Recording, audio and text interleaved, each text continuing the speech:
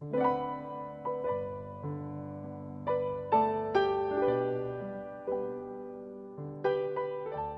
한국만큼 공부에 대해서 열심히 나라도 드뭅니다. 유대인들이 공부 열심히 한다고 합니다. 근데 유대인이 비교가 안 될 정도로 열심히 하는 사람들이 한국 사람 아닌가. 그래서 요즘 듣자니까 한국의 교육열이 아주 심해서 초등학교 어린 아이들까지 도시락 2개 싸가지고 밤 10시 넘어서 귀가한다는 얘기를 제가 들었습니다. 언제 놀고 언제 잠자는지 알 수가 없습니다. 놀라운 백성들이고 놀라운 일입니다. 지식을 습득하기 위해서 그렇습니다. 하나라도 더 알기 위해서 그렇습니다. 왜냐하면 세상에 배우고 안다는 것이 힘이 된다는 것을 우리 조상님 때부터 깨달아 왔기 때문에 그렇습니다. 아무것도 없는 집안에서, 건질 것이 없는 집안에서 공부 열심히 했더니 장원급제에서 돌아오는 영광을 보았기 때문에 그렇습니다.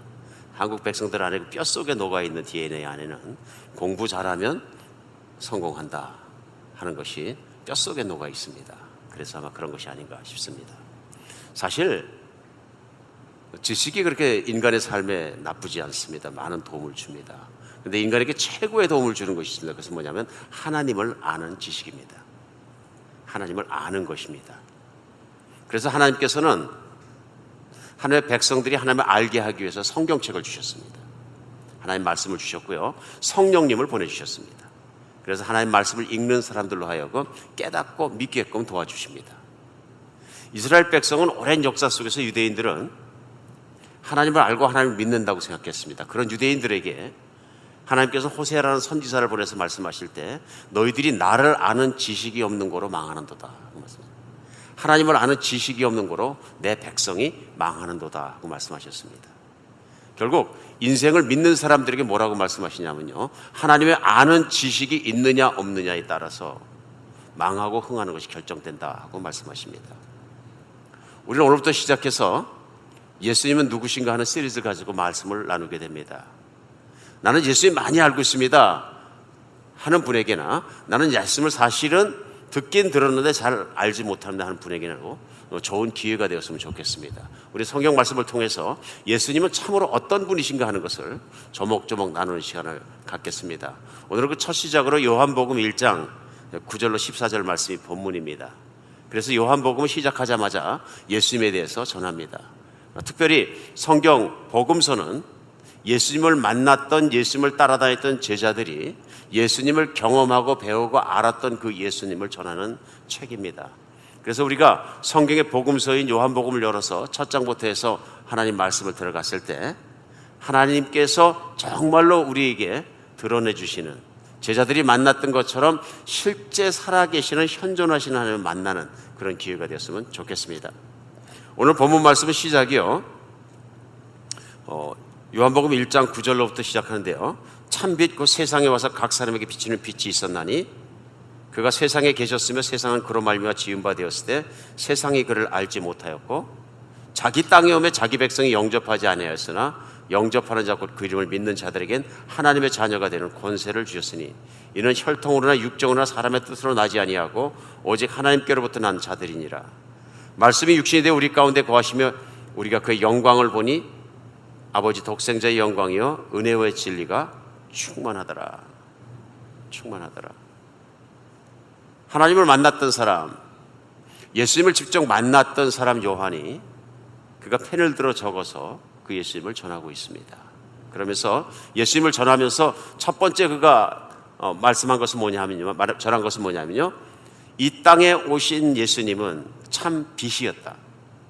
예수님은 빛이다 하고 오늘 표현을 합니다. 예수님 빛이다 하고 표현을 하면서 그 참 빛이었는데 그 참빛 대신 하나님이 예수님께서 이 땅에 오셨으나 어두움이 깨닫지 못하더라. 세상이 그 예수님을 영접하지 않더라 하고 얘기합니다. 이 세상에 예수님께서 빛으로 오셨을 때 세상은 그 예수님을 배척하였더라 하고 말하고 있습니다. 그러나 그들 중에서도 그 예수님을, 그 빛을 영접하는 사람마다 하나님의 자녀가 되는 권세를 주셨고 분명한 복을 체험하였다 하고 오늘 요한복음을 시작하자마자 전하고 있습니다. 오늘 본문 가운데 우리가 철저하게 배워야 될 것이 있습니다. 또 깨달아야 될 것이 있습니다. 그것은 첫 번째 뭐냐면요, 우리 온 인류는 어두운 터널을 지나가는 기차와도 같다는 얘기입니다. 터널 안을 달려가는 기차와 같이 빛을 보지 못했다. 오늘 요한복음 시작하자 말씀이 뭐냐 하면요, 세상을 어둠이라 하고 예수님을 빛이라 표현합니다. 예수님 곧 하나님께서 이 땅에 오셔서 그 어둠에 쌓여있는 세상을 비쳤는데 세상이 어둡기 때문에 그 예수님을 영접하지 않았다 하는 말씀부터 시작을 합니다. 특별히 요한복음 오늘 본문 앞에 있는 1장 5절에서는 구체적으로 한 절에 이렇게 표현합니다. 빛이 어둠에 비치되 어둠이 깨닫지 못하더라. 빛이 어둠을 비치되 어둠이 깨닫지 못하더라, 이렇게 말합니다. 오늘 성경이 세상은 어둠이다 하고 말씀하셨을 때 제일 먼저 세상은 희망이 없다, 두 번째 세상은 더럽다, 세상은 무능력하다, 이런 말씀입니다. 그랬더니 어떤 분들이 이제 이 말씀을 들으시면, 물론 이 말씀을 들으시면서 어떤 경로를 통해서든 예수님을 깊이 믿고 계시든 믿지 않으시든 간에 동일하게 예수님에 대해서 더 알아지는 역사가 있기를 저는 간절히 바랍니다. 성경의 말씀이 그런 목적으로 주셨기 때문에 우리는 공정하게 세상에 있는 인터넷 떠도는 예수님을 반대하는 소리만 들을 것이 아니라 참으로 성경은 예수님을 누구라 하시며 어떤 일을 하시며 어떻게 말씀을 전하시며 어떤 존재이시냐 하는 것이 오늘은 좀 공평하게 듣고 공평하게 들었을 때 하나님께서 은혜 주셔서 그 예수님이 만나지는 시간 되었으면 좋겠다는 소원이 있습니다. 그렇게 우리가 겸손한 마음으로 마음을 열고 하나님 말씀을 들었으면 참 좋겠습니다. 많은 분들이 세상은 살만한 곳이고 빛이 있고 세상을 긍정적으로 생각했을 때 문명이 발전하는 것처럼 인간은 발전하고 있고, 인간이 발전하기 때문에 궁극적으로는 인간이 우주를 점령하고 궁극적으로는 인간이 가지고 있는 모든 문제를 하고 잘 살게 될 것이다 하는 낙관적인 세상에 대한 관점을 가지고 계신 분들이 많이 계십니다. 또 반면에 세상은 아무리 봐도 내가 보니까 낙관적일 수가 없다. 왜냐하면 세상이 일어나고 변화되고 모든 모습을 보니까 결국은 전쟁으로 패망하고 핵전쟁으로 패망하고 세상은 망할 것이다. 그 망하는 근거가 무엇이냐면 인간 안에 악함이 있기 때문에 그 악한 것 때문에 인간은 스스로 패망할 것이다, 멸망하고 말 것이다 하는 관점을 또 가지고 계신 분들이 계십니다. 관점에 따라 세상을 어떻게 보냐 차이가 있습니다.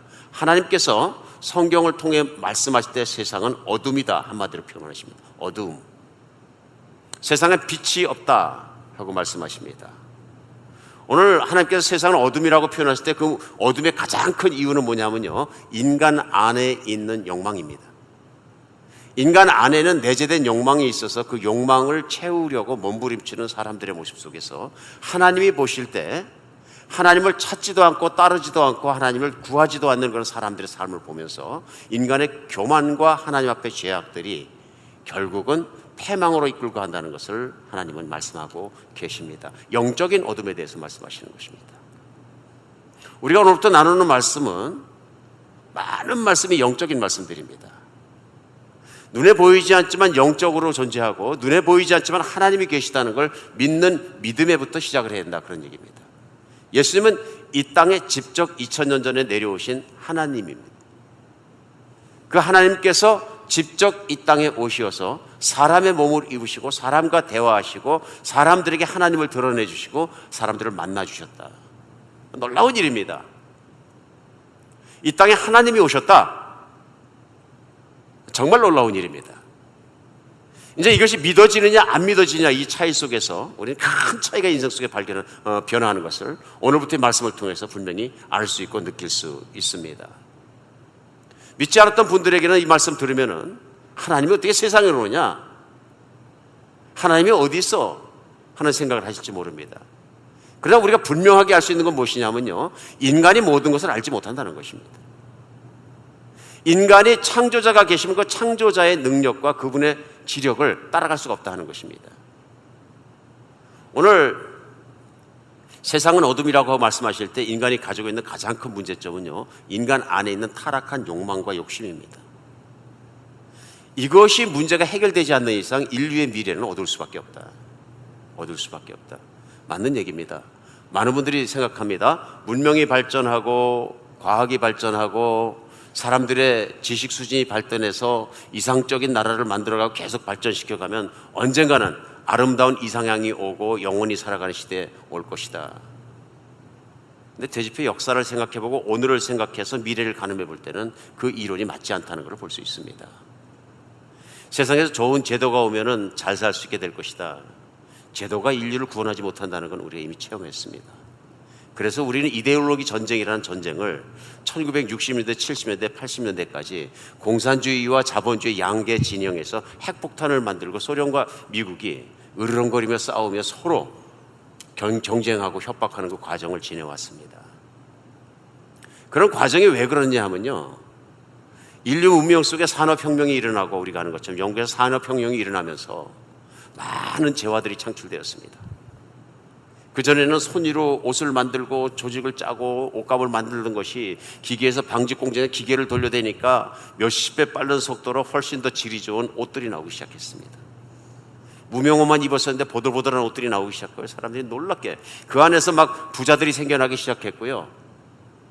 그런 과정 중에서 폐해를 발견했습니다. 그것이 뭐냐 하면 먼저 공장을 가지고 부자가 된 사람들이 공장에서 일하는 종업원들을 마구 다루는 것을 영국에서 발견하게 된. 그래서 산업혁명 때 노동자들이 얼마를 일하냐면 일주일에 평균 70에서 80시간을 일했대요. 아주 작은 박봉을 받기 위해서. 그런데 기계들이 얼마나 지금도 그렇겠지만 더 소란스러웠는지 고막이 떨어질 정도로, 또 공해가 이리 말도 못했었고요. 기계에 말려 들어가서 죽는 사람들이 그렇게 많았다. 그런데 그런 회사에서 보상을 주느냐? 하나도 보상 안 해주고, 그 당시에는 죽으면 버리면 그뿐이고. 그러니까 누구든지 자원하는 사람이 있어 와서 일할 사람이 있어 일하라 그러면 돈을 벌고 싶으니까 막 시골이고 어디고 사람들이 끊임없이 몰려들고 돈을 벌고 싶은 사람들 가득 차니까 요즘 얘기하는 뭐 노동자들에 대한 처우나 무슨 뭐 권리나 이런 것은 아예 없었던 시절에, 노동이 막 시작되는 시절에 그렇게 되니까 사람들이 참혹했다, 그런 얘기를 합니다. 이제 그런 것을 보면서, 그런 상황을 보면서 우리가 아는 것처럼 산업이 일어나면서 공산주의 사상이 일어나기 시작했고, 공산주의는 뭐 능력에 따라 일하고 필요에 따라 가져간다 하는 사상이죠. 그러니까 능력에 따라 열심히 일해도 내 필요한 것만큼만 가져간다, 막 그런 사상인 거죠. 그런저런 사상들이 막 풍미하고 있을 때 영국에서는 사회주의 운동들이 일어납니다. 그래서 19세기에 그 공상적 사회주의를 주장하는 사람들이 있었습니다. 생시몬 프리에, 로버트 오웬, 그런 사람들이 대표적인 사람들입니다. 특별히 로버트 오웬이라는 사람은 방직 공장을 해가지고 엄청난 부를 모으게 됩니다. 근데 이분이 부를 모으는 과정에서 노동자들을 굉장히 배려를 합니다. 그래서 이분이 처음으로 사회주의라는 단어를 쓰게 되는 거죠. 자기가 생각하고 있는 미래의 유토피아에 대해서 사회주의라는 말을 쓰게 됐던 것 같습니다. 실제로 이분이 자기가 한국에서 벌어는 큰 부자가 되는데 영국에서 모든 돈을 다 청산해서 자기가 생각하는 이상적인 사회주의 국가를 완성하기 위해서 미국으로 와서 인디애나주에서 땅을 삽니다. 큰 땅을 사갖고 한 영국에서 100여 명이 함께 이주를 하게 되고요. 많은 사람을 받아들이게 됩니다.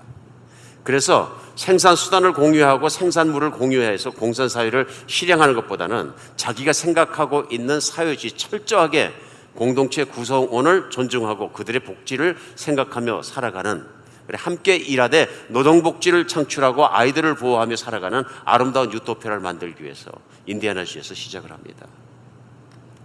결국은 그가 실행했던 그 나라가 아주 비참하게 망합니다. 첫 번째, 그 망했던 가장 큰 이유가 뭐냐면 그의 모든 부를 사기치고 도망간 사람이 그루본 중에서 있었습니다. 재정적인 위기에 말리게 되고요. 사람들의 타락한 본성으로 말미암아 불평과 불만 속에서 결국 공동체는 견디지 못하고 얼마 가지 않아서 해산돼 버립니다.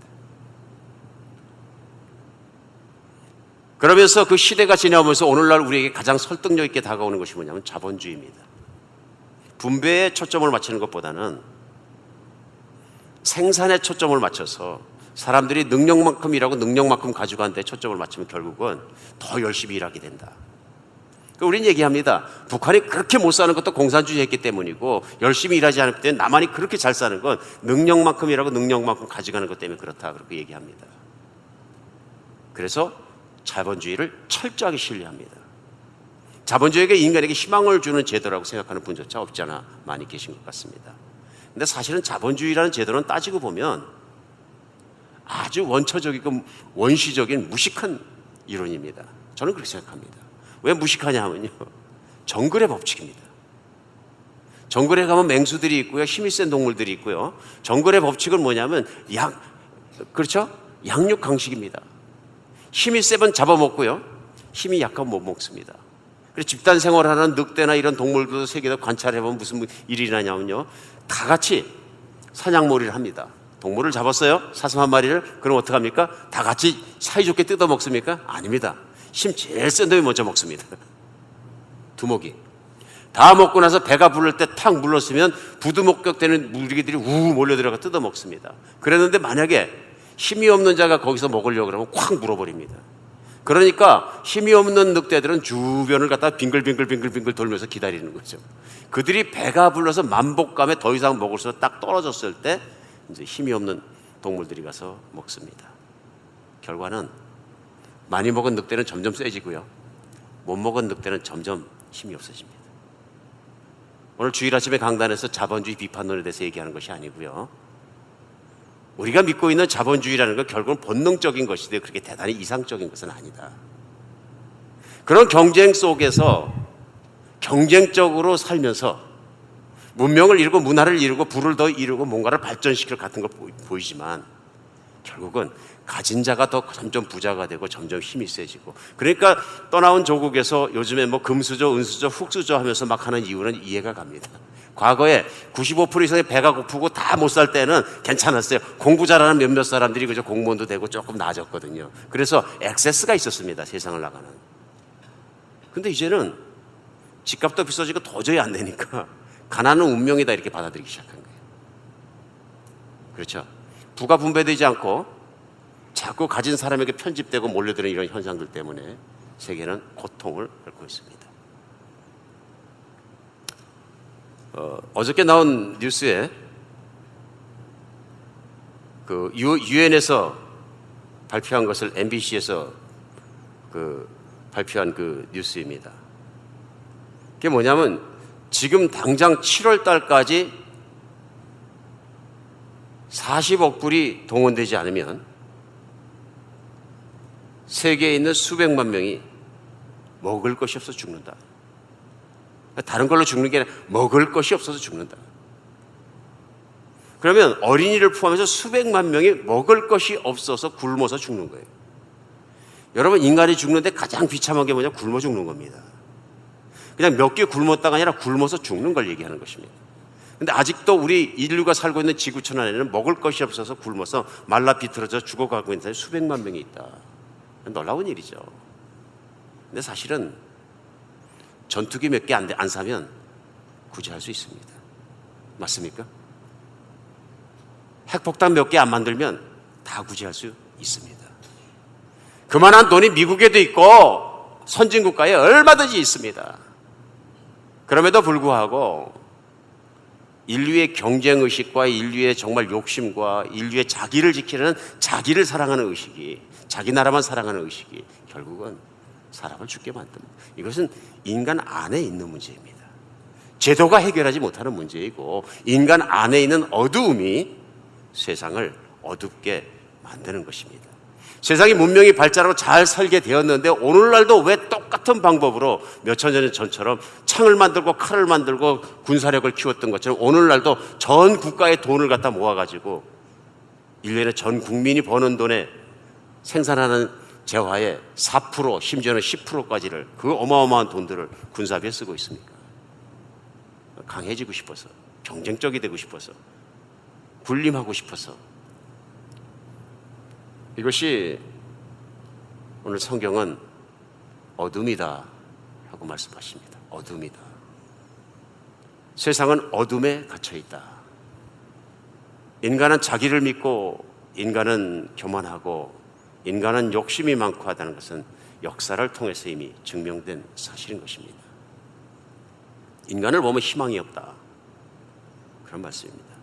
또 다른 의미에서 세상이 어둠인 건 뭐냐면요, 무지한 것이 어둠입니다. 알지 못하면 어둠이 들어오고요, 알면 빛이 들어옵니다. 특별히 영적인 것에 대해서 무지하다. 하나님이 계신 것과 하나님이 움직이고 계신 것과 하나님이 모든 세상을 운행하는 것을 모르게 되면 영적 무지 상태에 들어가기 때문에 그런 무지한 상태에서 살아갈 때는 어두울 수밖에 없다. 왜? 나의 운명을 개척할 수 있는 길이 없기 때문에 그렇습니다. 우리 인간이 가장 무지한 게 뭐냐면 내가 죽은 다음에 무슨 일이 일어나에 대해서 무지합니다. 압니까? 그러니까 세상에서 제일 용감한 사람이 누구냐 하면요, 죽는 거 두려워하지 않는 사람인데요. 그러니까 죽는 걸 왜 두려워하지 않느냐, 팍 죽어버리면 끝나는데 왜 그러냐 그럽니다. 근데 팍 죽어버렸는데 안 끝나면 어떻게 할 겁니까? 성경은 죽은 뒤에 반드시 심판이 따르고 심판에 따른 영벌이, 영원히 없어지지 않는 벌이 따른다 하고 말씀하십니다. 세상을 내가 만들지 않고 내가 죽어보지 않고 내가 체험해보지 않았는데 내가 죽으면 팍 모든 것이 없어진다는 것은 신앙입니다. 어쩌면 환상주의입니다. 그리고 내가 그렇게 생각하는 물질주의입니다. 나는 눈에 보이는 것만 믿는다 하는 얘기입니다. 나는 내 머리로 이해 가는 것만 믿는다 하는 얘기입니다. 합리주의의 함정입니다. 여러분, 세상에 중요한 것은 훨씬 더 많은 것들이 눈에 보이지 않는 것에 존재합니다. 전파가 보입니까? 요즘 매일 갖다 쭉 다니면서 사용하고 있는 전화기가 전기줄이 없어졌는데요. 눈에 보이지 않는 전파 없이는 그게 어떻게 만들어집니까? 인류는 어떻게 해서 눈에 보이지 않는 전파를 발견했지만 전파보다 훨씬 더 많은 눈에 보이지 않는 영적 존재가 존재한다는 걸 믿어야 합니다. 믿어야 합니다. 사람이 눈에 보이는 것만 믿을 때 얼마나 답답해집니까? 지식이 얼마나 무지해집니까? 영적인 것이 그렇습니다. 하나님은 영이시라 보이지 않지만 하나님 살아계신 걸 믿어야 합니다. 하나님을 믿기 시작하면 많은 것이 달라집니다. 그렇죠? 그러니까 믿는 세계와 믿지 않는 세계를 어떻게 설명할 수가 없는 것이, 마치 우리가 셀룰라폰을 가지고 타임머신을 타고 구석기 시대로 돌아갔습니다. 구석기 시대에 뚝 떨어졌는데 추장 앞에 끌려갔는데 보니까 몸을 뒤지다 보니까 셀룰라폰이 나와서 추장이 물어봅니다. 이게 뭐냐, 그런 얘기입니다. 어떻게 설명하실 겁니까? 설명할 길이 없습니다. 우리가 영적으로 무지할 때 영적인 걸 설명하면 설명할 길이 없습니다. 사실은 답답한 일입니다. 하나님을 살아계신 걸 체험하고 믿는 사람이 믿지 않는 분에게 말씀드릴 때 어떻게 설명할지를 사실 잘 모릅니다. 그러나 성경 말씀을 설명해 드렸을 때 영적인 눈이 열리는 시간 되었으면 좋겠습니다. 그런 면에서 인류는 끝없는 터널을 지나가는데요, 가장 무지한 것이 뭐냐면 미래에 대해서, 죽음에 대해서 무지합니다. 그러니까 무지한 것뿐만 아니라 무능력합니다. 어떤 면에서요? 죽는다는 면에 있어서 인간은 무능력합니다. 요즘 조금 있으면 대한민국이 세계에서 최고 장수하는 나라가 된다. 그래서 또 우리 참 기뻐합니다. 건강에 그만큼 신경 많이 쓰시는 거죠. 어마어마하게 신경 쓰시거든요. 세계 1등, 세계 1등 할 만한 거라 했었어요.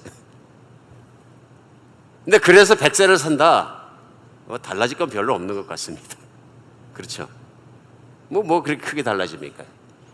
60세를 사나 70세나 100세를 사나 결과는 뭐냐면 죽는다 하는 것입니다. 궁극적인 인간의 문제는 뭐냐면 죽는다는 문제입니다. 죽는다 하는 문제. 그래서 인간은 죽음을 두려워하지만 죽음에 대해서 철저하게 승복합니다. 어차피 모든 사람이 죽으니까 괜찮아, 그렇게 생각하는 사람이 되게 많습니다. 모든 사람이 죽으니까 괜찮아. 여러분, 모든 사람이 죽으니까 괜찮은 게 아니라 죽음은 인간이 가지고 있는 가장 큰 문제입니다. 모든 사람이 죽으니까 괜찮아 하는 생각이 있는 건 뭐냐 하면요, 죽음에 대해 인간은 무능력하다는 걸 다 같이 인정하는 거예요. 죽음에 대해 인간은 무능력합니다. 무지하고 무능력하니까 오는 것이 무엇이냐면 두려움입니다. 인간은 두려움이라는 어둠에 가득 쌓여 있습니다. 이 두려움에 쌓여 있기 때문에 사람이 하는 건 뭐냐면 몸부림입니다.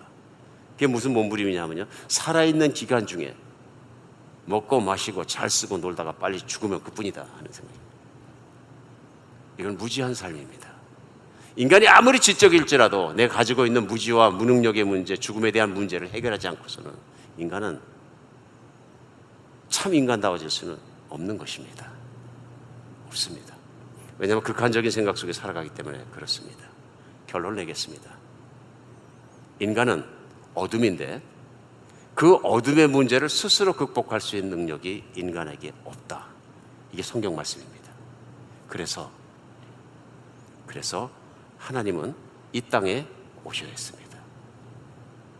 그래서 하나님은 이 땅에 오셔서 하나님께서 만드시고 창조하시고 정말로 사랑하신 사람을 구원하셔야 됐습니다. 어둠에 갇혀있는 인간에게 희망을 주시고 어둠에 갇혀있는 인간에게 돌파구를 주시고 그것을 빛으로 비춰주셔야 돼서 어둠을 몰아내기 위해서 예수님이 이 땅에 오셨습니다. 그래서 예수님이 이 땅에 빛으로 오셨다. 그래 오늘 본문 9절 말씀은 참빛, 그 세상에 와서 각 사람에게 비치는 빛이 있었다 하고 말합니다. 참빛. 그냥 전기불로 켜는 이런 빛이 아니고요. 여러분, 전기불이 들어온 것만 해도 굉장한 광명이에요. 토마스 에디슨이 전구를 발견하기 이전까지는 무슨 문제가 있었느냐면요, 다 등잔불 썼다는 거죠. 아마 제 세대나 제 조금 뒤에 오시는 세대까지는 등잔불 경험을 했습니다. 저는 초등학교 6년을 갖다 등잔불 밑에서 컸는데요. 그래서 깜깜한 밤중에 방 안에다가 요만한 촛불만한 등잔불 하나 켜놓고 온 가족이 같이 밥을 먹으니까 어쩔 때는 코로 들어가는지 입에 들어가는지 잘 모를 때였는데 작은 밥 하나는 열심히 잘 먹었어요. 그렇죠? 깜깜한 등잔불의 시대를 지나갔다. 그러다 도예지 와가지고 전기불이 확 들어오니까 막 정신없이 밝은 거예요. 너무너무 좋은 거예요.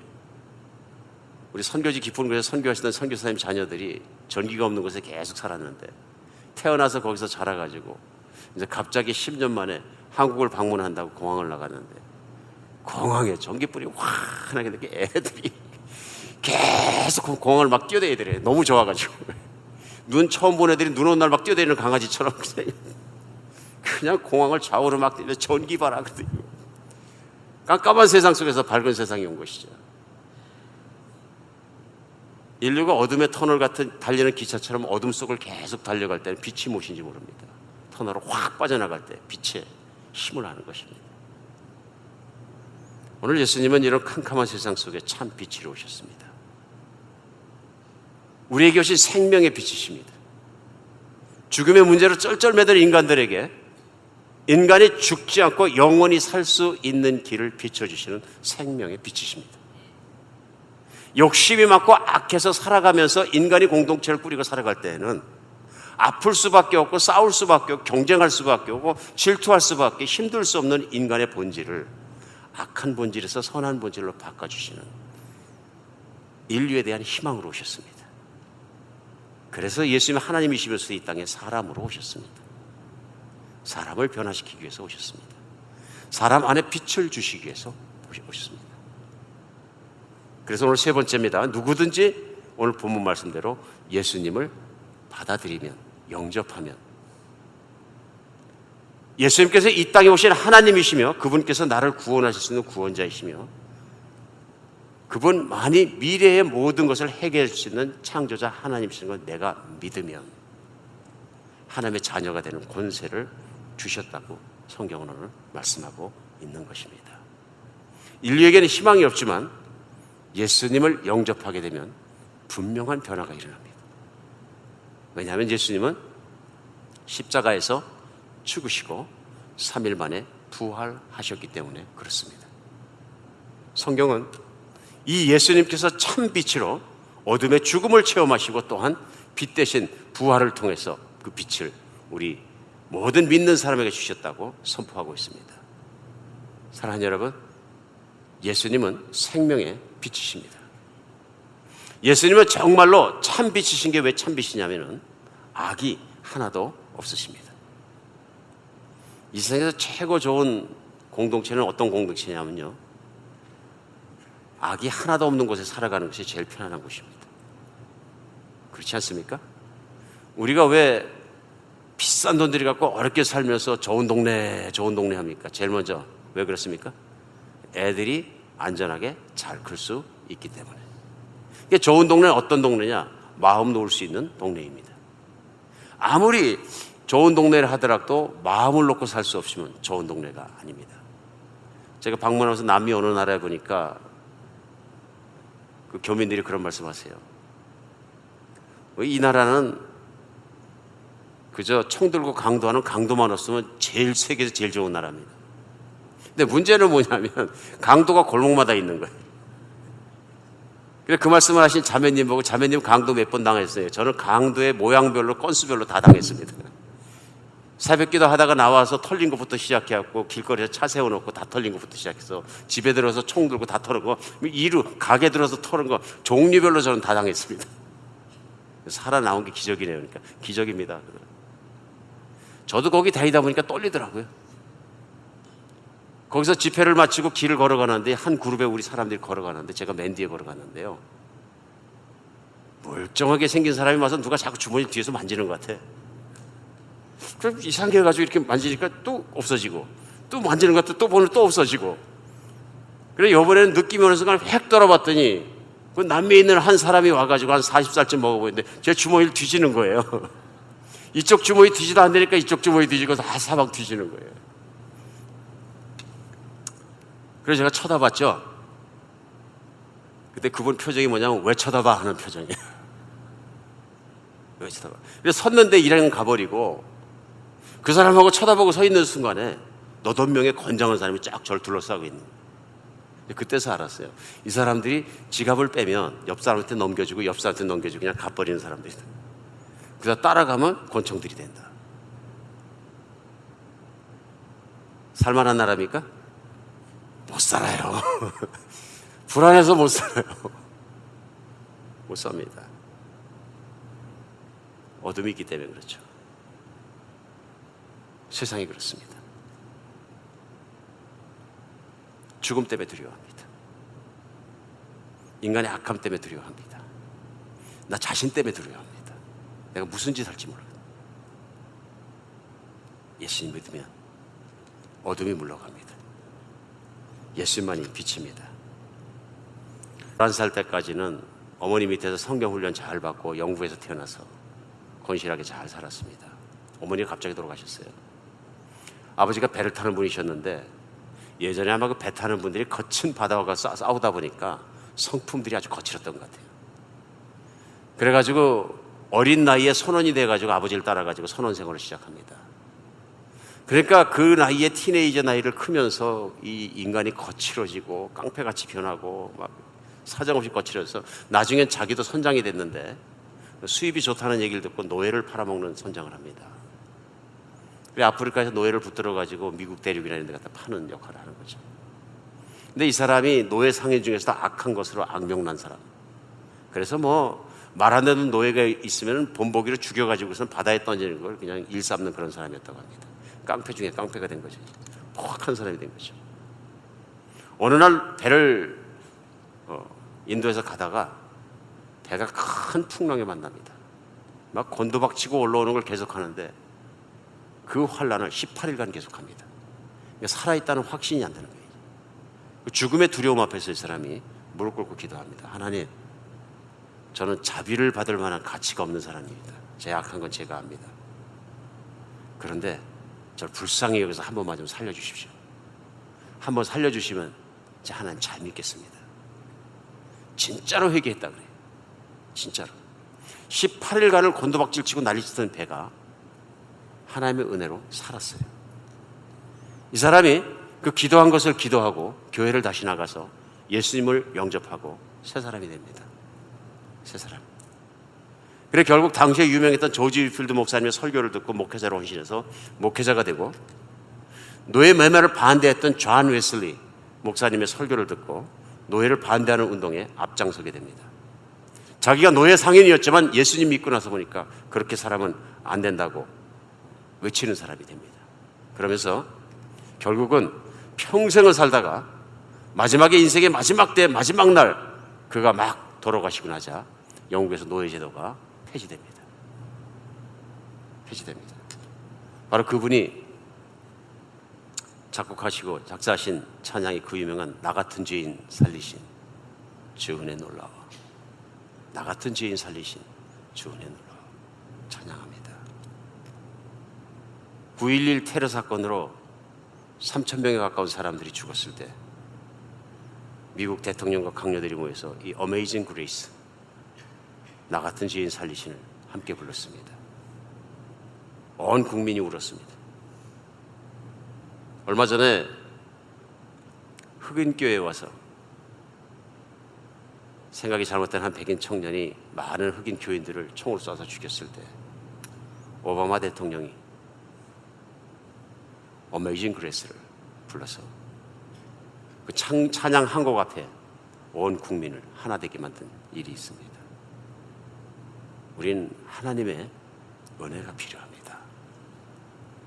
예수님의 이 땅에 오신 우리의 희망 우리의 빛입니다. 그 예수님 붙잡아야 우리가 삽니다.